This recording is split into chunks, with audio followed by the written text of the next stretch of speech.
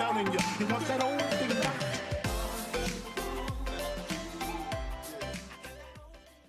Well, good morning and welcome to February. As February kicks off, obviously a pretty important part of our season where a lot of work's been done in November with practice and tryouts and trying to build your team. December, you get the opportunity to, play some games, but then you get some time away. January, it's pretty heavy with games. You learn a lot. And in February, it's kind of where seasons are made. And our opportunity here in February is pretty unique. We've got 9 conference games that we'll play over the course of this month that are going to challenge us in every way possible. Games at home, games on the road, Tuesdays and Friday nights. One week we got 3 games. So there's a lot of opportunity for us to gain some momentum, to do some things and get ourselves kind of refocused and re-energized, because as teams get going in a year, these are the kind of runs that you want to make. And so I'd like to think that, we're getting a little bit better. We've got to spend some more time on some things that got away from us, some details. Probably we're going a little bit too big picture stuff and need to turn it back down to the details. So we've done that the past couple days, and always love the opportunity to play at home. Get that opportunity against Oak Park tonight, and see kind of what our guys got. Then we'll go on the road Friday night to Raytown, two teams that play 2 completely different styles, and we're going to have to play well to win either. This past week, we were home Tuesday night against Fort Osage in our Coaches vs. Cancer game. We're able to get through one and win one 42-37. Didn't play the best that we've played. Part of it had to do with the pace of the game, which was incredibly slow. Fort Osage had 3 possessions in the first half alone that lasted a minute or more. And it's kind of hard to watch because you come to see the guys going up and down the floor, the ball being shot, and there was 3 possessions, so 3 minutes worth of action where not a lot was going on. We don't really play terribly fast, but even that's too slow for me. So had to just kind of get some, create our own energy, create a couple plays. We were down by 6. They had the ball with about 6 minutes to go, and we absolutely had to get a stop. If we don't get a stop, I think we're in a little bit of trouble. And luckily, we got a stop. Hughes got fouled. Watson hit a 3 the next possession. We got a couple more stops, made a couple more shots, and were able to get one. Friday night, we went to William Chrisman and just didn't play well. Just did not play well in any facet. We were terrible. I mean, it's not because our guys weren't trying hard. It's just we couldn't play. We couldn't throw the ball in the goal. We were turning it over. We were guarding and then breaking down on offensive rebounds. We just weren't very good. And give Chrisman credit. They deserve credit for their ability to do things that took us out of our comfort zone, and they did that. And got down by 14 and then battled back and had the ball down 3, got fouled with 5 minutes to go, went to the foul line, unfortunately missed both, but then even then had it down 5 with 2:12 to go. And so we were in it. Our offensive efficiency was incredibly poor, so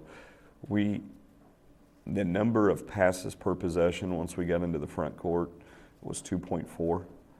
So that tells you how quick we're playing, how quick the ball's either being shot or it's being turned over. So if that's the case, you only have to guard us for 2, maybe 3 passes.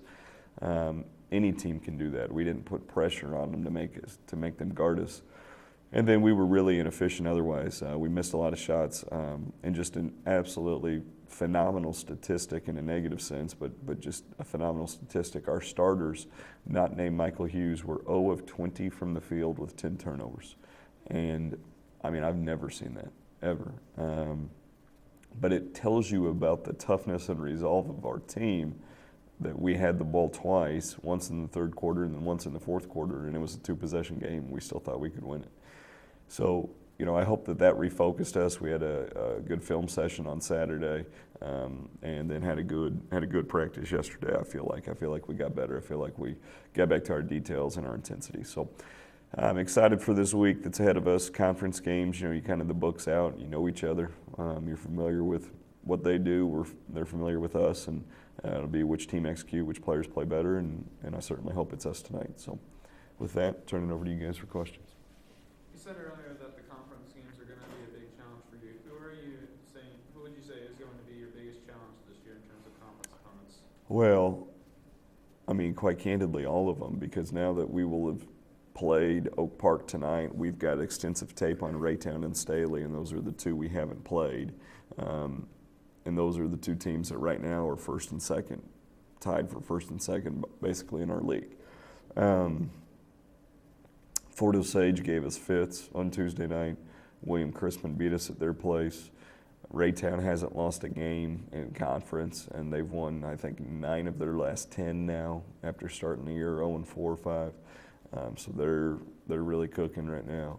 And then Staley's as good as they've been in recent years, and they score it. They're playing in the championship of the Grain Valley tournament, and on Saturday they scored 74, 76 points, and that's not a rarity for them. They can really fill it up and score it, and they got a prolific scorer. And then North Kansas City, we went to their place the first Tuesday at conference, and we're able to get one, but they had a kid, Finley, who put up 30 against us, and it was a legit 30. He was scoring in every different way. So everybody's going to give us a challenge. If you look at the standings, Raytown's at top, Staley and Chrisman are kind of right there as well. And then you don't play well in North Kansas City, Oak Park, and Fort Osage are going to get you. And we got to go to Oak Park and to Fort Osage still. So you ask who's going to give us our biggest challenge? Everybody is. I just hope that it's not ourselves. I hope we don't compete against ourselves in those games. You said earlier that you liked the practice yesterday. Did you do anything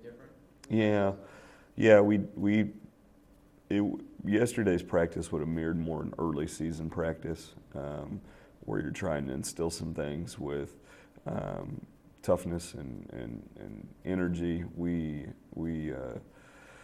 had an opportunity on Friday night to take a couple charges and kind of waved at the ball or got out of the way.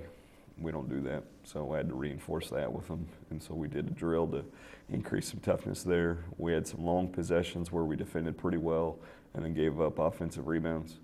So we did a really good job of making sure that they understood they got to rebound the ball. So we spent some time doing rebounding drills, and then we didn't do a great job of guarding the ball. We were getting beat off penetration a lot, so we went down and broke down, how we guard the ball, how's our position away from the ball.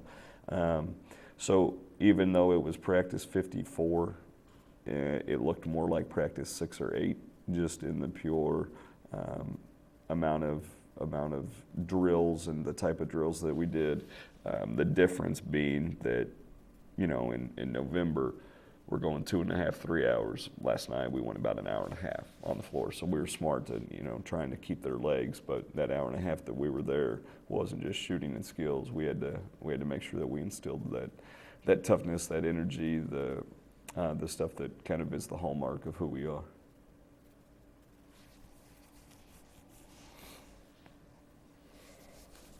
You mentioned earlier what the guys did with the William Chrisman game. Is that exactly what they need to improve on for Oak Park?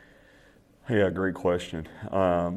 Some of the deficiencies, yes. Some of the deficiencies that we had against Chrisman we need to improve on. But some of the deficiencies were because of things that we self-inflicted. We did to ourselves. So when you get going, you worry about the opponent. You worry about kind of what they do, who their personnel is, how they play, and you spend time on that. Well, we were in a situation where we were spending time on the opponent, and I think we were maybe neglecting ourselves just a little bit. We weren't, we let some details drop, we let some things change that shouldn't, and so then you get in a situation where you play somebody, do we have the confidence and toughness we need? Do we have the focus and execution we need against the opponent? And then if we're deficient in each one of those areas, both for us and for our opponent, then that makes it what Friday night was. So, we can spend a lot of time talking about the other team and the scouting report. We could show them a lot of tape. We could do a lot of things with them to get them to understand who we're playing. But if we aren't a confident team and taking care of the things we need to ourselves, then we get in trouble. Then we're trying to play against ourselves and the opponent, where we just got to play to our ability, make the opponent adjust to us, and I think we got away from that a little bit last week. And that's my responsibility. I mean, that's my fault. I got to make sure that we've got the right system, we've got the right plan, we've got the right structure going forward. I spent some time reflecting on that and made sure our coaches understood where we were at in it. They agree. So yes, the changes were the things that we needed to do against Chrisman, but at the same time, we got to focus and make sure we're getting better ourselves. What's it like being a new father while coaching basketball? That's a great question. It's the best, man. Little baby's just the best. She is happy as can be, smiles all the time, and probably the best part is when I get home, she doesn't really care if we won or lost, and I do, but she doesn't, and she's more important than I am. So that's a good perspective for me. But as wonderful and awesome as she is, my wife's probably been even that much more awesome. I realized during the season how much time you spend away. The past couple of years, just the amount of time you're up here at practice or you're at games or you're scouting or you're doing stuff. And then when I'm home, I feel like I'm home, but clearly I'm probably not. I'm working or I'm thinking about something and I'm not entirely as focused as I should be. So being able to get that adjusted for me was something that was important, because when I'm home, I need to be spending my attention and my focus at home. And it's been a unique challenge, but probably the best challenge that I've ever had. And she makes it plenty worthwhile. But I appreciate you asking. Leah. How are you planning to motivate the boys for the rest of the week? Well, I'm hopeful that the way that they were motivated was in how we practiced last night. We made sure that they understood the things that we needed to do to be more successful, the things that are kind of our pillars. They're who we are. They're not negotiable. This is what we do. This is how we do it, because we had gotten away from that. If I have to spend any time today giving them some, rah-rah, hey, let's go, make sure we're focused speech, then we got bigger problems than maybe even I think we do. So I hope that our motivation comes through the lack of performance and execution Friday night, plus our practice on Monday. I hope that's where our motivation comes. But, if I need to ask him to play a little bit harder or substitute a guy here or there, I'm pretty comfortable doing that. So I hope that the motivation is intrinsic tonight. I hope that they take care of that.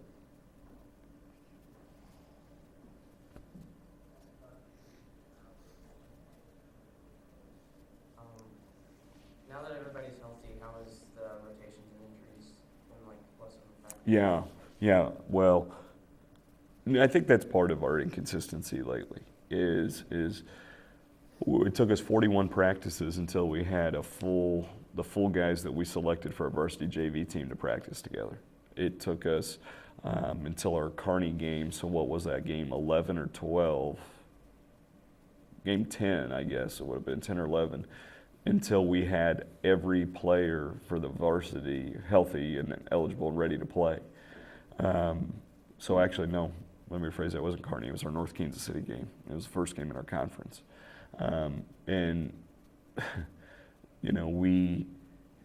It's changed a bunch because you play guys in certain roles, then you got to adjust their roles, but you got to ease guys back in. Then you throw in the injury situation, which is, you got to make sure that they're rehabbed and that they're whatever injury they're coming back from, they've got that injury solved. But yet at the same point, they're in the right cardio condition so that they don't re-injure themselves and that they can perform at their optimal performance.